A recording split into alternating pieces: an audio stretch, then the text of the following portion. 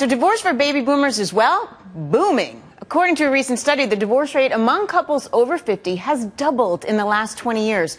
What's behind the trend? We got to ask Vikki Ziegler, divorce attorney extraordinaire and author of The Premarital Planner.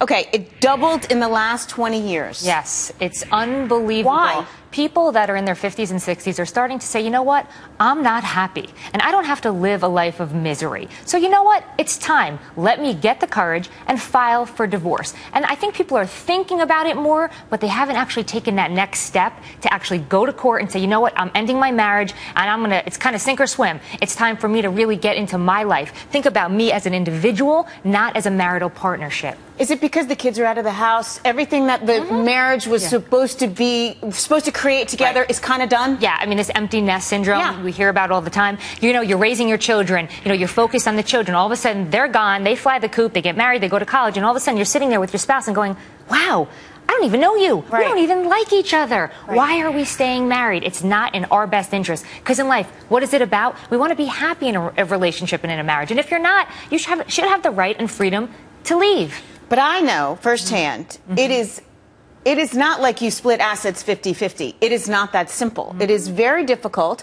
We have a job market that's really tough. We have a housing market where you can't sell your house. And at one point, people weren't getting divorced for that exact reason, right? Oh, absolutely. And I think people are waiting for the economy to have this little rebound. People couldn't, you know, one household couldn't become two. You can't get as much for your real estate. Obviously, the market has been terrible. But I think people are realizing, I don't know how long that's going to last. So they're starting to say, it's time. You know what, I'll take the emotional sacrifice and, you know, the personal freedom if I have some financial risks. Because you know that. Divorce is not easy. I'm not saying that there's a panacea here. But I think people are saying, I'm willing to work 2 jobs to actually be happy and have my personal freedom. That's what people are really saying. And you know what? People are also living longer. All of a sudden, we're going to see a lot of people 90 plus walking around. So why should people be in relationships that they're stuck in? You're right. You have another 40, 50 years to live. You might as well be happy.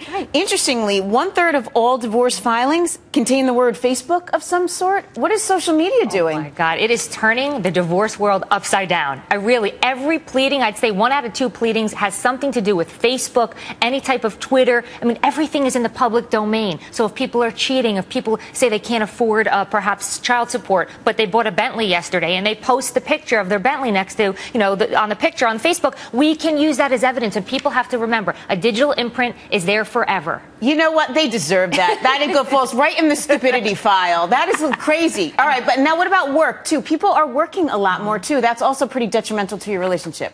We all know that, I think, as really strong women who are in the workforce. You know what? You have to manage everything. And you know what? When you're working so much, you're tired when you come home, you're still working on your BlackBerry. There's got to be that happy medium where you can focus on the spouse and the person. And when communication fails, we all know the marriage has no chance of survival. So let's just talk quickly, prenup-wise, about the next time around. You have 50 plus getting divorced. Odds are good they didn't have a prenup if they were married for a bunch of years. Right now, they're starting over again.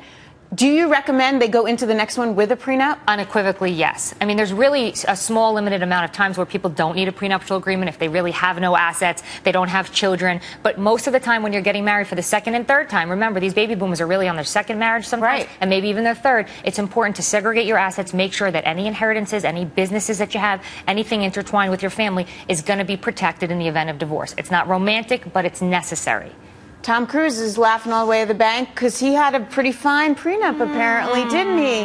Katie Holmes not getting too much money. Oh, we think so? Yes, we love that we can find loopholes in those things. Always. Vikki Ziegler, that's what we love about you. Thank you, girl. Thank you. Well, as I mentioned, Katie